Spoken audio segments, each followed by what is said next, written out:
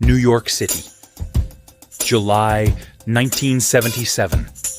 The city doesn't just smell like garbage and hot asphalt. It smells like a cornered animal. The South Bronx is suffocating in a thick, humid blanket of heat. Poverty isn't a statistic here. It's the peeling lead paint on the walls and the sound of 1,000 sirens that never stop screaming. The city is broke. The president told New York to drop dead, and the city is taking the advice. But there is a tension in the atmosphere, a static charge. Everyone is waiting for a spark.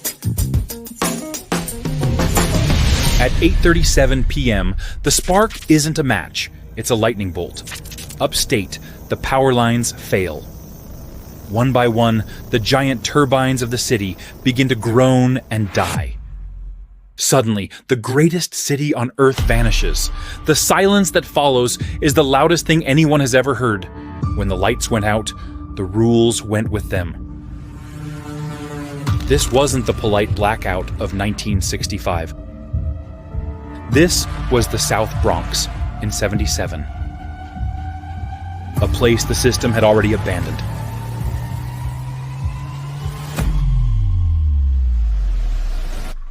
In the darkness, the social contract didn't just bend, it snapped. Within 10 minutes, the first iron gate was ripped from a storefront. The sound of metal screaming against concrete was a call to arms for the ignored. The police were paralyzed. No radios, no lights, no control. For the first time in history, the streets belonged to the people in the shadows. The darkness wasn't a threat. It was an opportunity. While the world watched the news and saw criminals, something else was happening in the ruins. Something that would change the history of music forever. In 1977, hip-hop was already alive. It was the South Bronx's secret code. A ghost that lived in the parks, powered by electricity borrowed directly from tapped streetlights. But the ghost was poor. High-end mixers, Technics turntables, massive JBL speakers. These were unattainable relics for the kids in the Bronx. The genre had its masters, but it lacked its tools.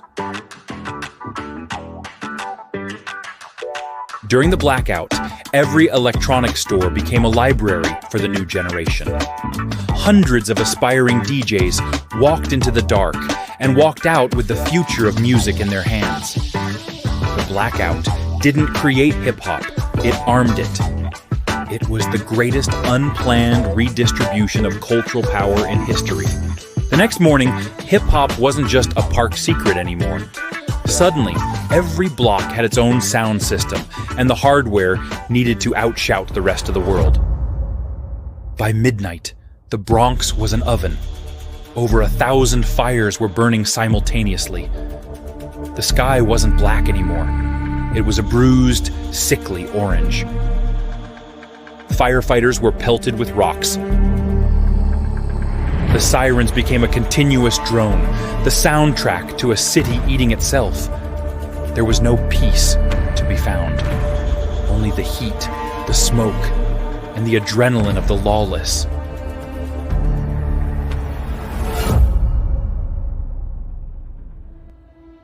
The system looked at the Bronx and saw a cancer. But the Bronx looked at the fire and saw a cleansing. The old world was burning down to make room for something new, something louder. July 14th. The sun rose over a battlefield. Over 1,600 stores looted. Over 1,000 fires extinguished. Thousands in jail. The media called it the night of the animals. They talked about moral decay. But they missed the point. The blackout of '77 was a mirror. It showed New York exactly what happens when you push a community into a corner and then turn off the lights. From the wreckage, a new frequency emerged. The gear taken in the dark would soon power the block parties that changed the world. The Bronx didn't just survive the darkness, it learned how to play it. The lights eventually came back on, but New York would never be the same again.